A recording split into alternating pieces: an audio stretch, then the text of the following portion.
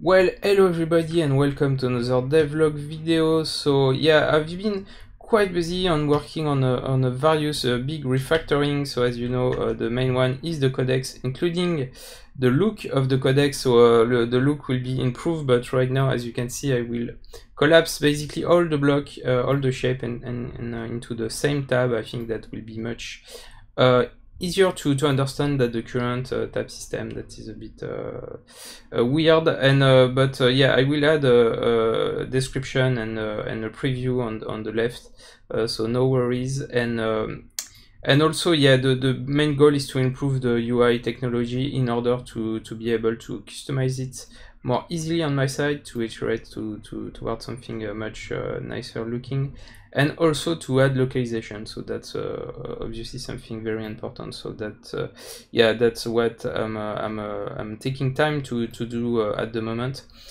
And so I will get back to you on the weird red looking texture, but first I want to show you a bit the new link, the way we do the hotkey link, and also that stands for the make and turret. So I was not really satisfied with the way we do that. I think it was a bit too much, but now the new way is much more streamlined. So if you want to, for example, activate that weapon when using piloting the ship, you just need to link the command directly to the weapon itself, so no need to use hotkey bricks.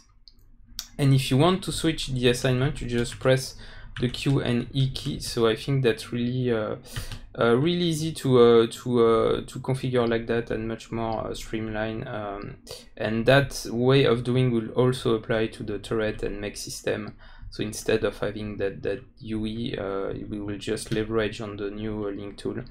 I think that will be much nicer. So right now, as you can see, it activates with hotkey 1. So if we enter the ship and we press the 1 key, we can just fire the weapon. So that's really the idea, guys. So now to get back on the texture, the red texture, so it's just a way for me to mark the block that will disappear. So what happened when I will do the big build, a lot of blocks and brick will disappear, and a lot of new one will also appear.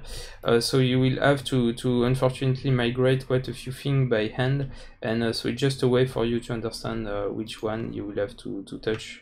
And so typically you will have to do a bit of manual work like this to migrate to the new system. But yeah, I think it's a good opportunity also for you to get a grasp on the new freeform tool. And you can also use brick where you were using a block before.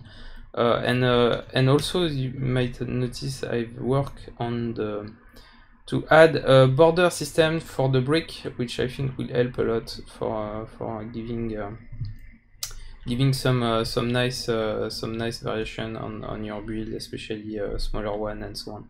So that's the idea, guys. But yeah, don't worry, there is a lot of red and so on, but you will still be able to use a lot of weird shape. Just the workflow will change with the new prefab freeform tool that is yet to be done. But yeah, so that will be something still possible. But I think also for you it will be a way to get back on your build if you want to keep them and improve them. So I will do a quick demo. But for example, on the Mighty Basilisk, there is a few things that you can do. Let me grab that corner block. So for example, right here, so instead of having that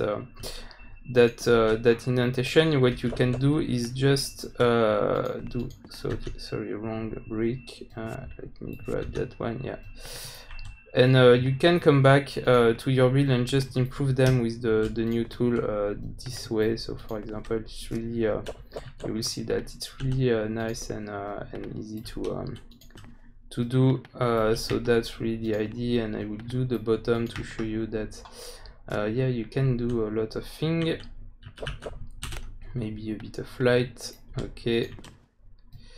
And so yeah, so that's really the idea, guys. So thanks again for following the game, and see you on the next one.